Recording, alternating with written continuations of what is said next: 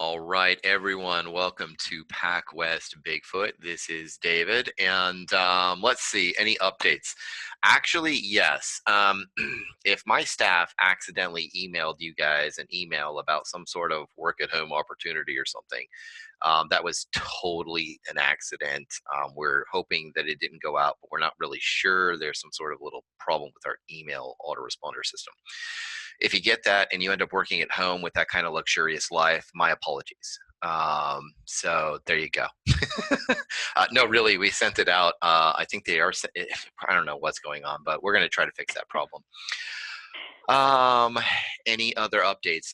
There were no encounter stories this week for you on there because I wanted to do this interview with our guest today, Terry, and I'll introduce her in just a second here. And I wanted to get this out to you today on Friday, seeing how we're coming up on Mother's Day, and this is for all you moms out there, and to my wife, Christine. I love you. You're awesome. The bomb. Also, don't forget, Lock Your Doors, Country Folk. That children's Bigfoot book by Linda Newton Perry is going to be sent out to the winner this month, and I'll introduce that winner next week. Also, I'm going to put right there inside the cover a nice little sticker for your car of the Sasquatch Coffee Company. And I want to give a shout out to Gunner as well for some coffee. That was awesome. Thanks, Gunner. Tree Knock. I'm telling you guys, it's like awesome tasting stuff. So no, I don't get any affiliate income from that or anything like that. So I just love the coffee. Anything else new? Yes, I've got some encounter stories coming out next week. But right now, what I want to do is, for the next 45 minutes, we want to talk with and chat with a lady who out in the Oklahoma area who has actually been in Finding Bigfoot. Her area where she is from, where she lives, has, I believe, currently and has an ongoing type of habituation, possibly, of Bigfoot. And so, what I wanted to do is introduce Terry today. Terry. Hi. Hey. It's like this can be a little nerve-wracking too, I suppose. But being on Finding Bigfoot, I think that could be even more nerve-wracking, I guess. So yeah. But anyways, what I wanted to do today was just have give us like three awesome, those three really awesome or scary or crazy encounters that you had, three that really stand out. And towards the end, what we'll do is we'll kind of wrap up, and you can give us a little bit of your experience of working with the Finding Bigfoot crew there, and especially with Renee. So we'll talk Okay. a little bit about that. But let's get in there. Be as descriptive as you can. I want to know everything you were doing that day and what was going on in those situations. All right, and I'm going to let you take over right now. Okay. Okay. Well, I really didn't believe in Bigfoot. Every time somebody would kind of say something about, it, I'm like, yeah, okay, right. And I guess that's how everybody starts out. Anyway, I was at a friend's house. She lives down the road, and I gave her one of my little colts. She always wanted a horse, and we'd been friends for a long time. And this was back, and I'm going to say around 2010, maybe close to that. And she had him in a little stall, and she has like a lot of acres. So she didn't have no fencing. So I said, let's go build him some fencing and just before winter, let's get him out of that stall. So we were out there pounding post. And let me go back just a little bit. Before that, she kept telling me that she kept seeing these big footprints, and they look like kind of like people footprints. And I'm like, oh, you're crazy, And she says, well, what do you think that is? And I'm like, I don't know, I have no idea. It didn't even dawn on me that it would be a Bigfoot.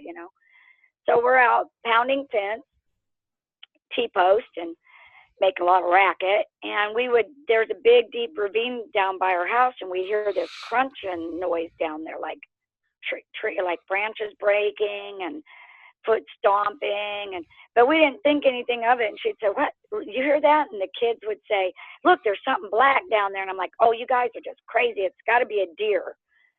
We would come up with all kinds of stuff. That's a deer. It's little animals running across it, or and so we never thought nothing of it. And we'd be close to that ditch pounding post too. And so we got our post pounded, and and got her fence up, but we still had to put up a gate to let him out. So the next day we're going to put this gate up.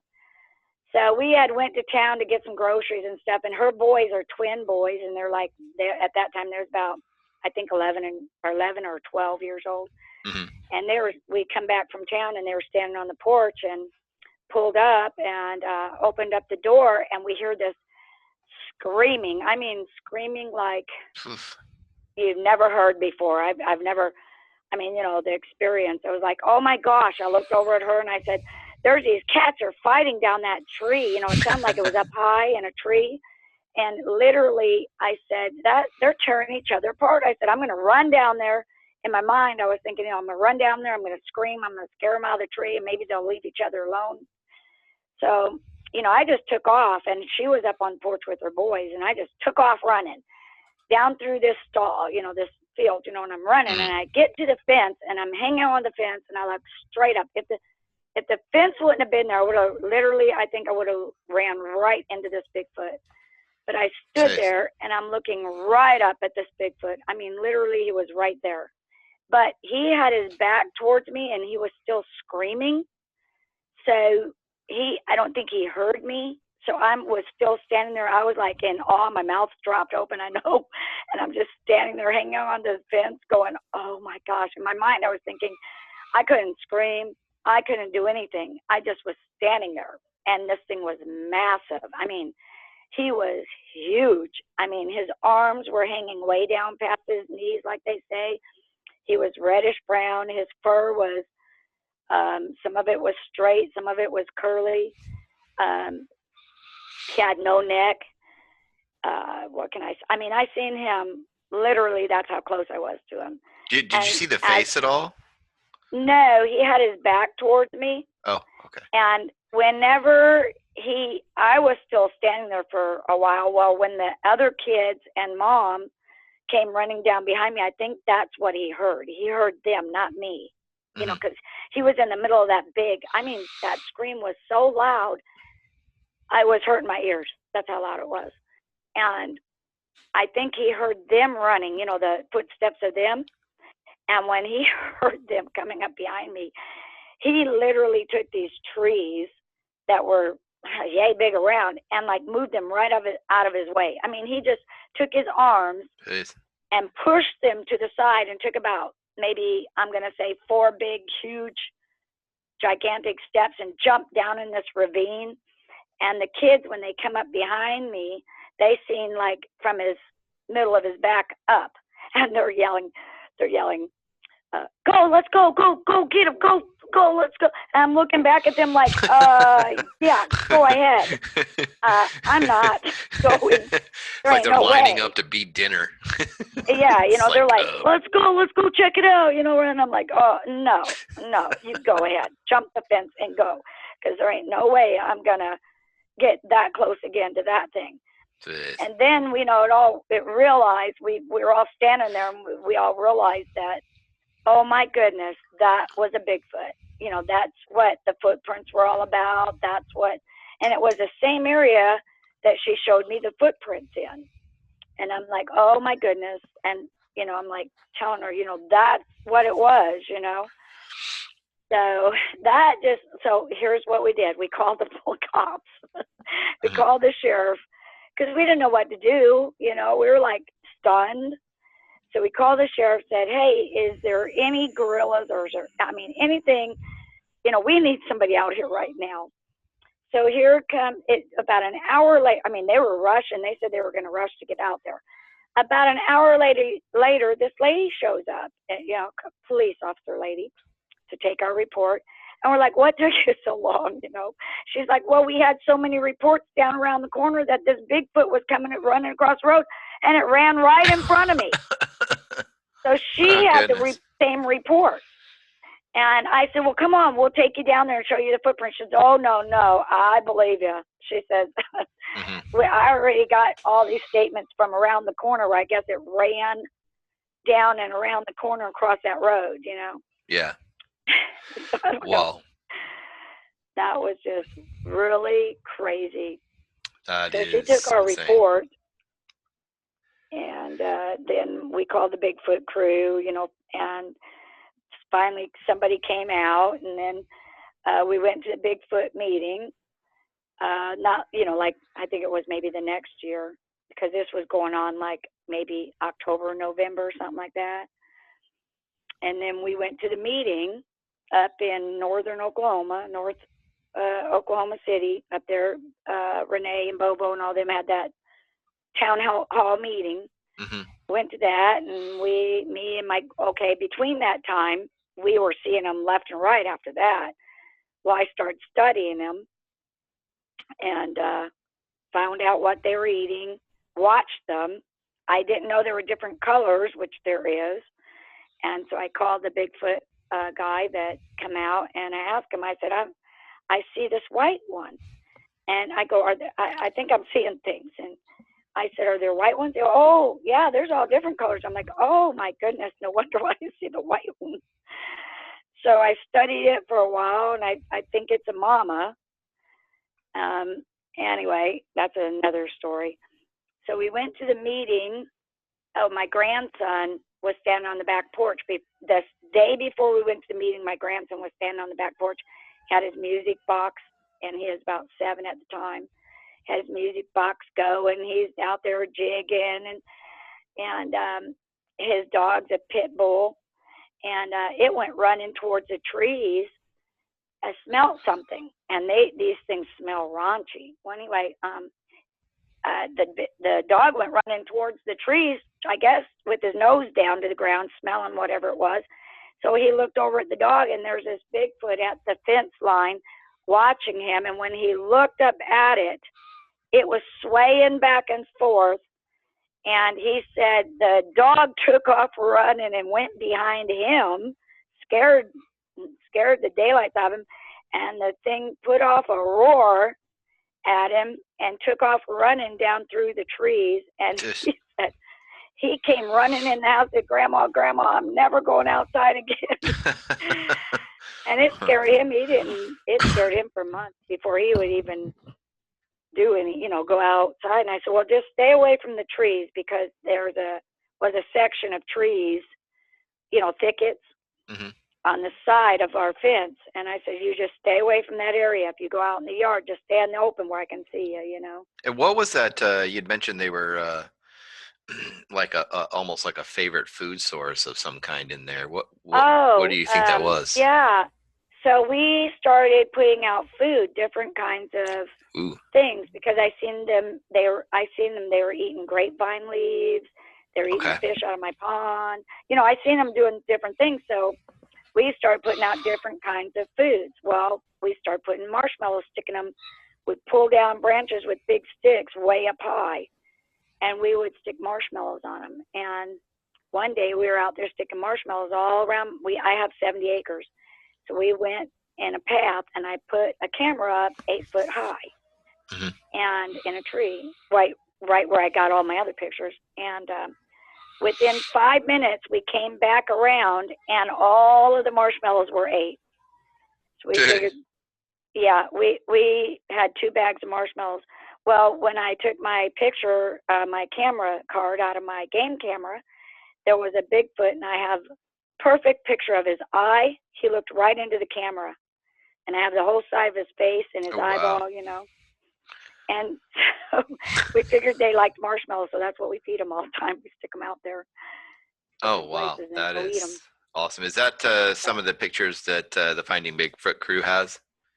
Yeah, Renee's got about 50 some odd pictures that weren't too clear. And then when I started learning how to work the camera, because the Bigfoot guy, he gave me a camera, because I didn't know anything about cameras. I didn't even get the right date on it. Which Bigfoot guy? He's from Texas. His name was Bill. I don't remember his last name, but no one from Oklahoma came down. Mm-hmm. So I ended up calling Texas. Well, then he told me about how, the meetings, they were changing people out in Oklahoma. So mm-hmm. like, oh, okay, that's why. But he's the one that taught me, he gave me the game camera, said, put this out, see what you can get. And boy, I was getting all kinds of stuff. And then I figured out how to redo the date, because the date and the time was all wrong. And I'm like, that's crud, And then I ended up getting my own cameras, and he gave me one that the flashes. So I went and got some infrared ones. So that's the ones I was putting out in a different area where I seen them come up, because I seen a a black with a white chest, a old gray one with a long gray beard. I've seen all the different colored ones, and this year I've seen Yes. a few. They have babies Have you almost every ever year. have you ever had any incidences where they've actually come right up to your house? Oh yeah, they've yeah. I've got my Can you share walls beat share one of on. those with us? Yeah. Well, we were moving this. This is when Renee came through too. Right before Renee stayed, I put her out in my camper, and they would come up and shake the camper, and she'd be texting me inside. They're shaking my camper. They're shaking. I said, oh, I know, because there's a new vehicle in the yard. So every time I'd have something new in the yard, they'd come up. They broke down my tree that was right at the. I had a big, beautiful tree, and every time he'd come over the fence, he would bust one of the branches off, and finally he just busted it all the way down. You know, now it's not even there; it's just laying on the ground.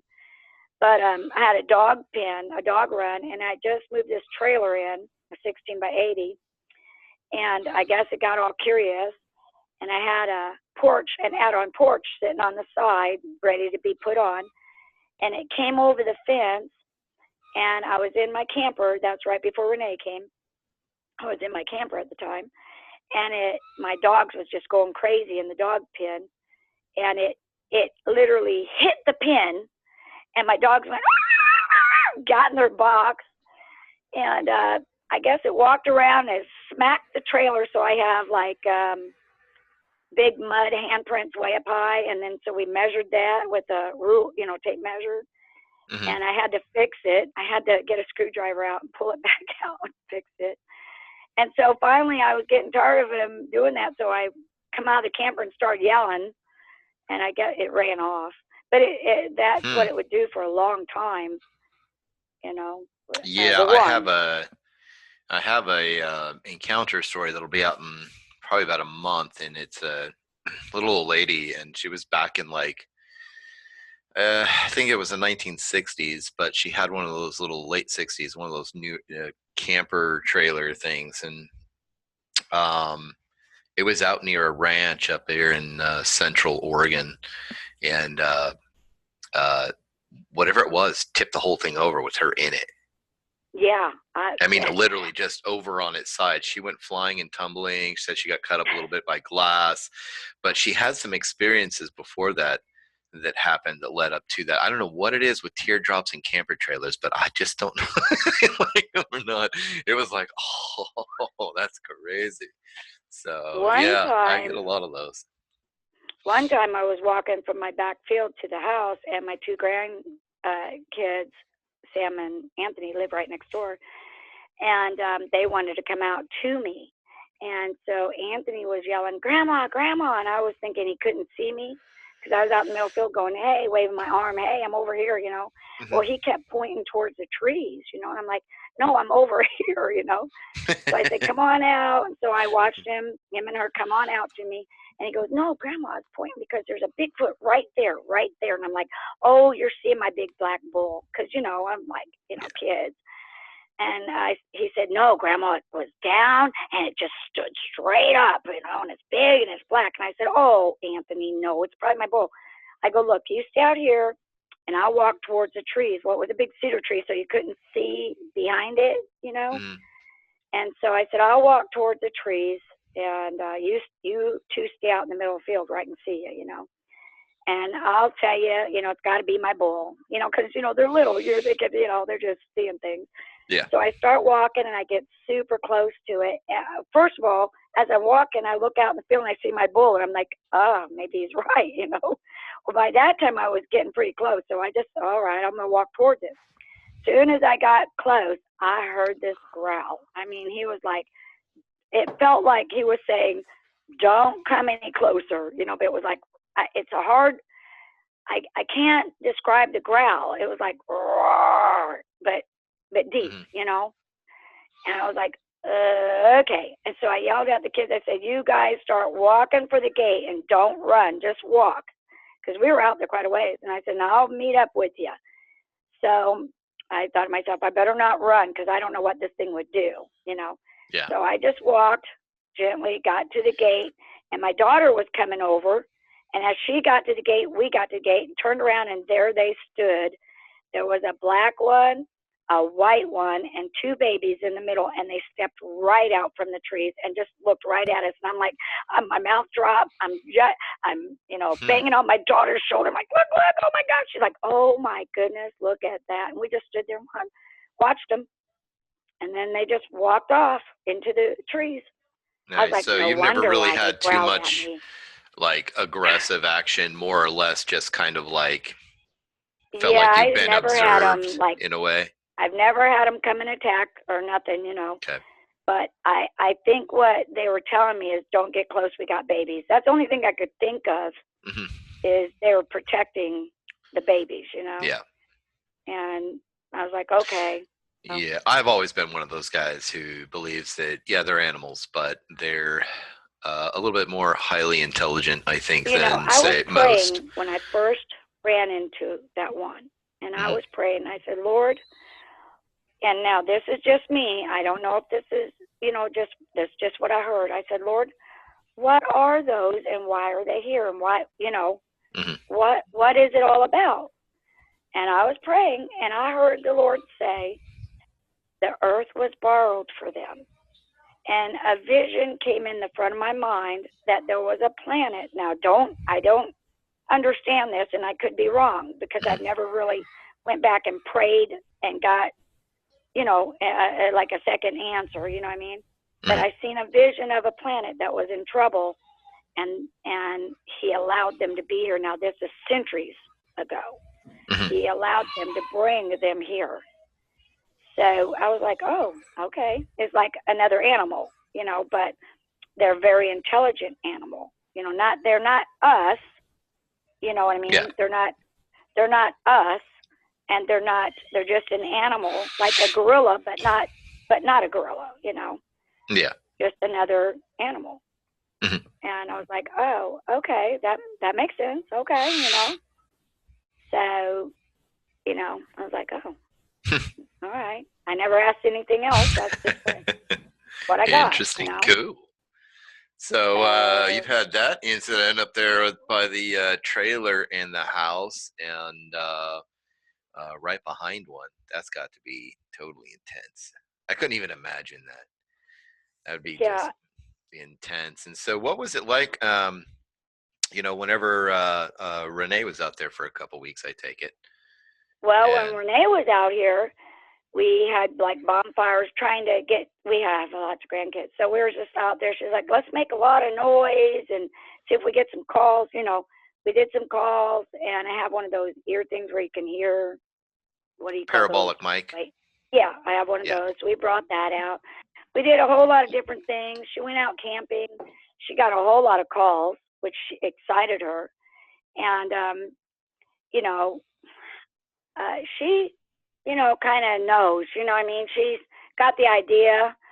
I don't remember. I don't think she's seen one, but she got all the evidence, like the footprints at my pond and that kind of thing. But they didn't put a lot on that show. You know, Well, they don't usually. You're yeah, trying you know what I'm to, saying. I'm an internet marketing consultant, and you're trying to fit things into kind of almost like a bite size, trying to fit all this Yeah, content into a bite size kind of nugget that yeah, that yeah. But she absolutely got like the evidence. You know what I mean? Like she absolutely knew they were here. She didn't actually see one, but her and I think it's Micah, her assistant, I think was at the time. They went out and walked the properties. They camped. They did all the things they say they do.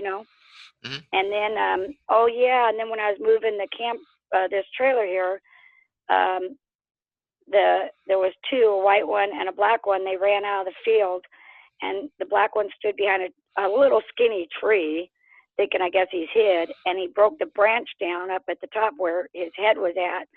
So when Bobo and them got here, we went down and measured that tree, and that one was 9 foot tall, I think. Oh, jeez, that's huge. Yeah, yeah, and I measured one off of a barn that was the end of it was 12 foot, and that one was 12. By the top of his head was 12 foot. He's a really super That's old. I huge. would say he was old because his beard was blackish gray, Hmm. and his beard was way. He had a beard, and it was way Kind down. of like me right now. Yeah, Got the gray parts. that was kind of strange because I didn't realize that they could be like that. Then the young one that came up to the house, he was getting a drink out of my water trough. That one was maybe about, I'm going to say I'm 4'11", so he was about maybe 5 foot, 6 foot maybe, but he was buffed. I mean, like, he had a white chest.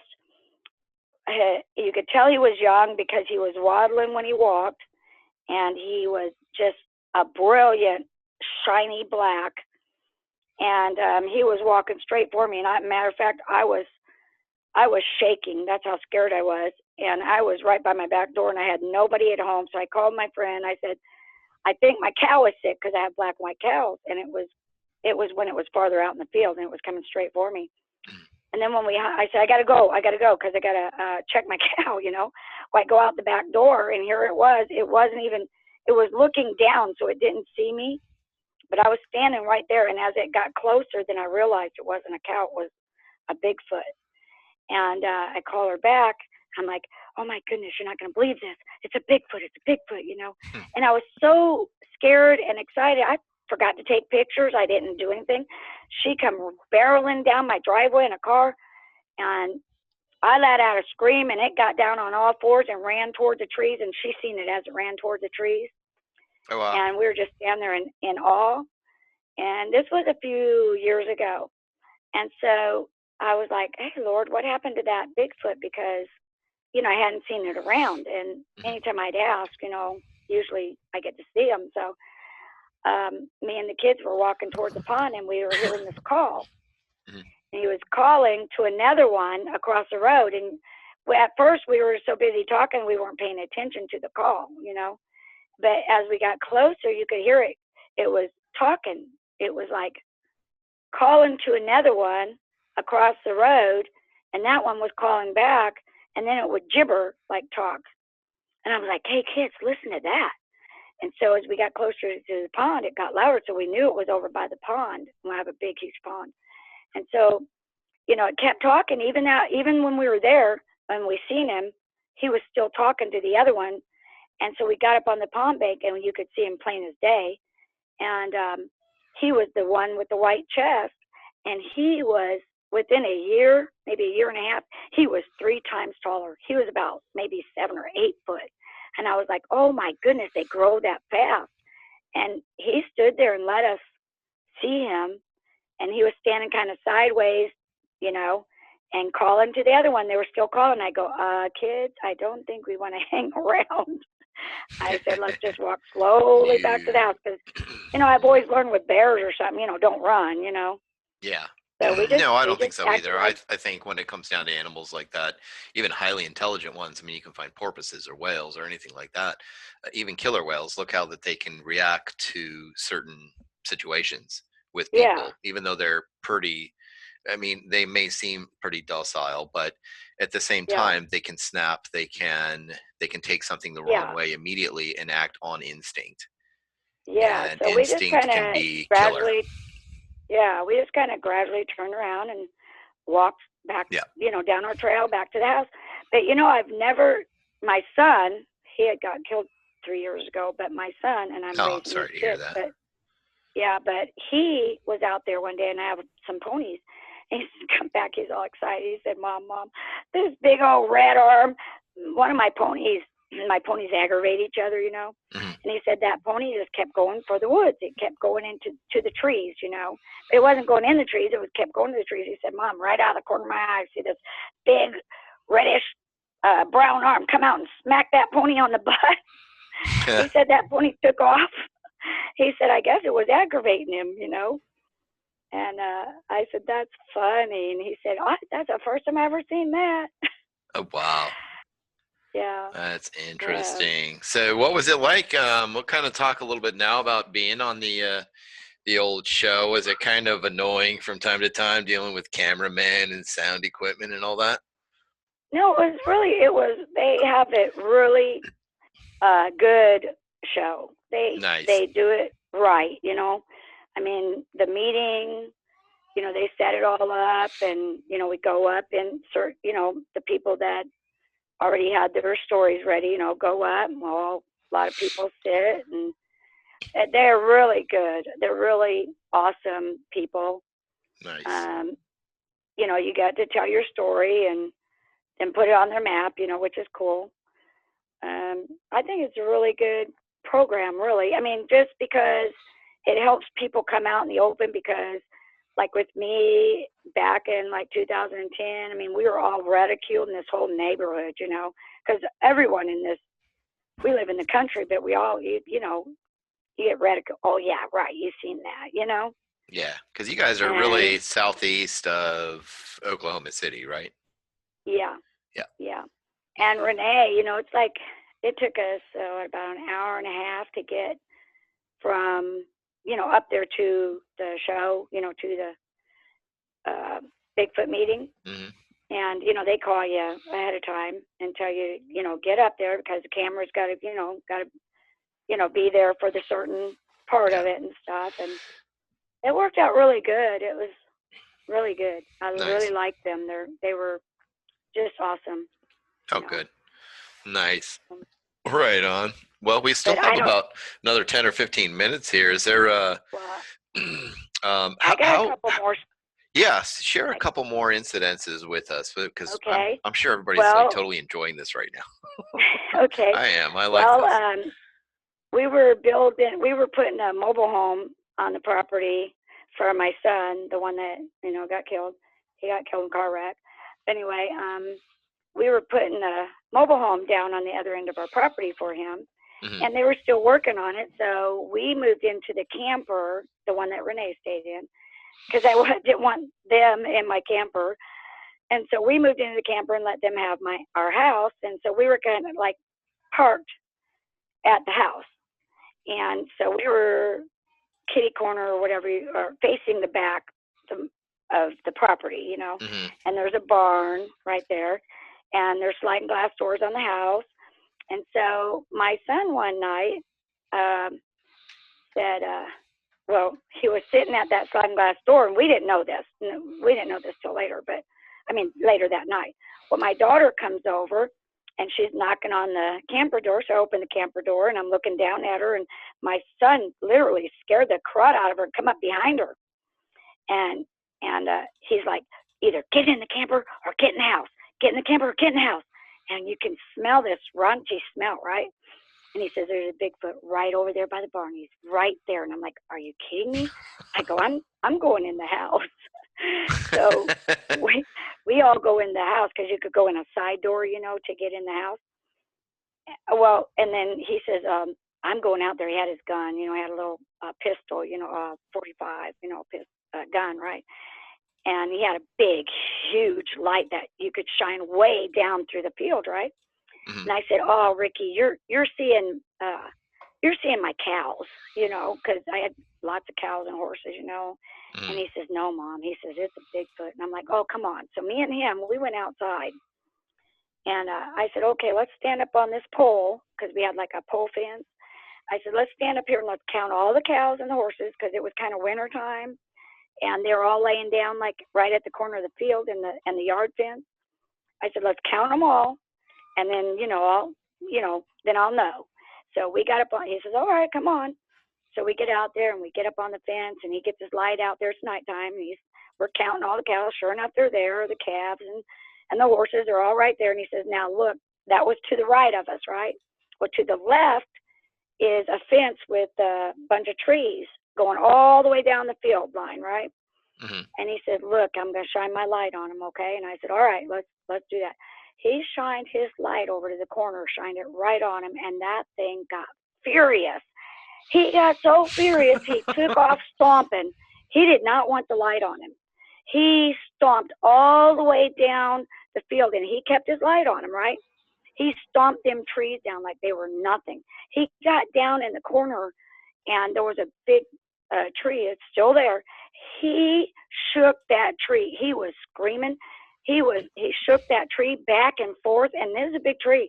And my son kept the light on him. It made him so angry, and he was going whoa, shaking that big tree, and that tree was just swaying back and forth.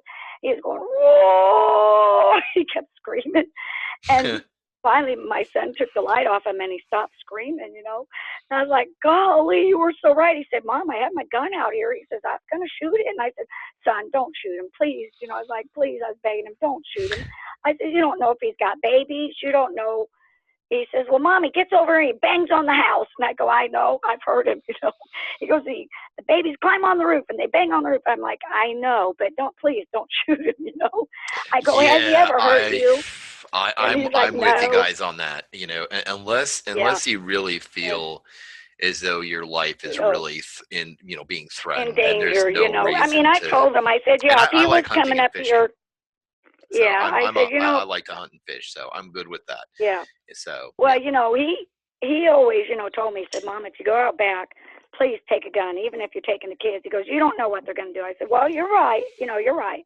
Mhm. But I've never been threatened by them or nothing, you know. Then there was one time, I've got pictures of last year. They were walking down by the trees and the babies were swinging up in the trees. I got those pictures. But last year, I think it was last year, I heard literally this dog. I don't know if it was getting close to their babies or not, you know, or something, but it literally was screaming. It was getting torn apart. I mean, I thought it was my dog. That's how close it was. And I Mhm. ran out. I ran out of my house, jumped up on the gate, and down to the right in my field, right at the tree line. I mean, this dog was literally getting pulled apart. But at first, before all that, you could hear, maybe it was fighting, I don't know, but you hear this big roar. And that's what's weird, because from the day that I about ran into that one, I could tell the difference between the roars and the screams. You know, Mhm. I don't know how to explain it. But this thing was just roaring, like angry roar. And then you hear this dog being torn apart. I mean, you could literally hear it Jeez. being torn apart. And the only thing I could think of is that dog was probably going after his baby or something. Or maybe that dog was going after the food that the deer or whatever it was killing, you know, getting in its way. I don't know. But I would think it would have been like a coyote or something, you know, because I didn't see no like other dogs out there, you know what I mean? Mhm. Uh, but it literally, I tell you right now, it tore that thing apart. I mean, Jeez. the only thing I could think of, what came to my mind right at that minute was it was going after their baby, and you don't do that. You know, it's like I've learned that over the time from 2010. I've learned that don't mess with them when they got babies. Don't, you know, don't look at them. Don't do nothing. Just leave them alone. Mhm. You know, but I've watched them with their babies, and Interesting. yeah, I've Wow. And so watched you're them. still you still experiencing things today? Yeah. Well, let's Yeah, wrap this up just with the other day. with the latest one the other day. Okay.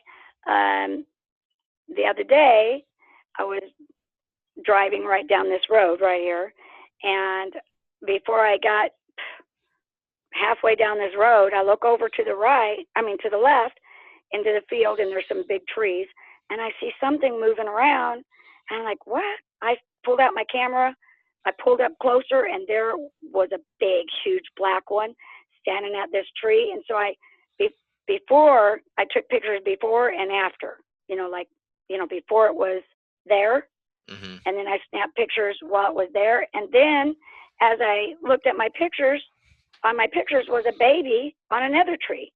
So I was like, oh my goodness, I didn't even see it until I looked at the pictures, you know. But I sat there and watched it. It was doing something with the tree. I think they eat leaves, because I seen them eat my grapevine leaves. They Mhm. stood out there and ate the leaves. So I Hmm. don't know. And my son, when he was alive, he said he's seen them eating tree leaves, leaves. I don't know if they eat certain ones, or I don't know if it's for their health. I don't know why they eat the leaves, Mm-hmm. But Maybe that's the like grass, the chlorophyll that's inside of them cleans out their digestive systems. Could be yeah, I something like mean, that to help, just to yeah, help them. Who knows? I mean, there's always seems to be a purpose behind just about everything out here. So, well, everything. So yeah. it Oh, could and be for then, something like that. Healthy yeah, health and then issues. last year There's I food. had 5 geese. I got a little farm and I had 5 geese, and always had 5 geese for a long time. And one came up missing.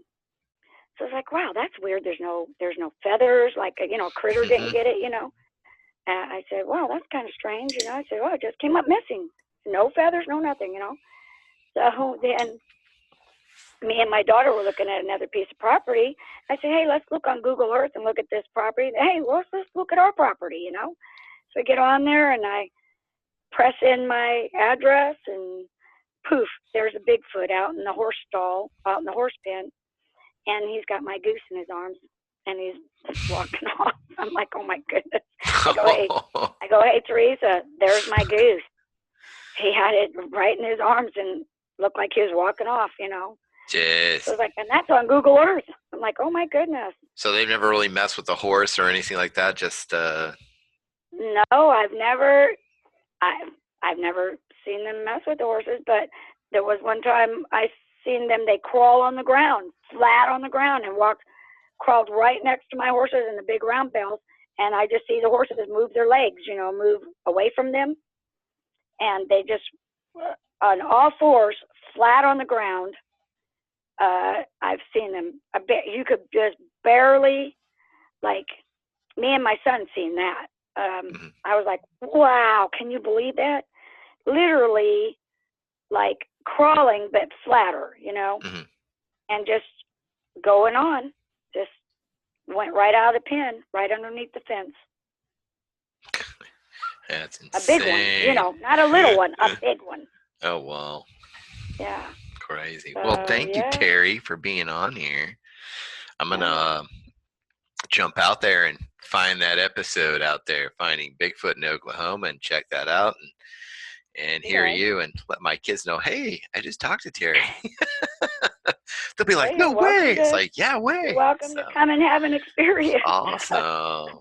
Nice. Yeah, we're actually, I've been talking to a few other people here inside the community about setting up kind of guided tours throughout the Pacific Northwest and other places around the country.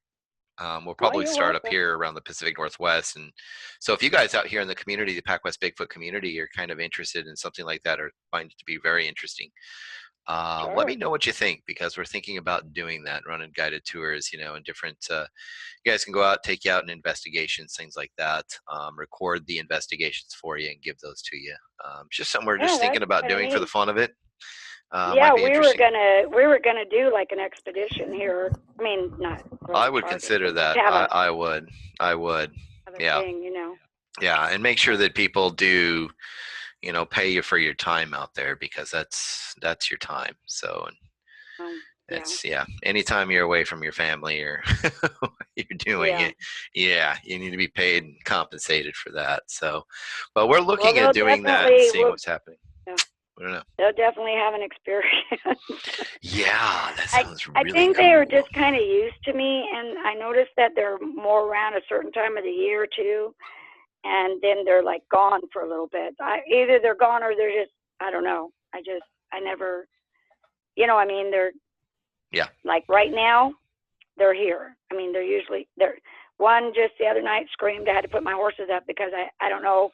I was just talking to a friend of mine. I said, I don't know if it was a Bigfoot or like some kind of dog thing or something, but it made some weird sounds. And so my horses backed up to the hot wire. So I was like, I'm going to put them away for the night. But I hadn't been out there to check the footprints. So I couldn't tell what it was. Interesting. But it was right at the hot wire. I don't know if it touched the hot wire and it shocked it, but it was like right there, literally.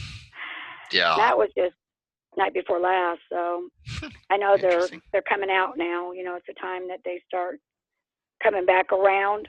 So they're pretty predominant with movement, running around, seeing them more often through spring and summer, maybe fall. Mhm.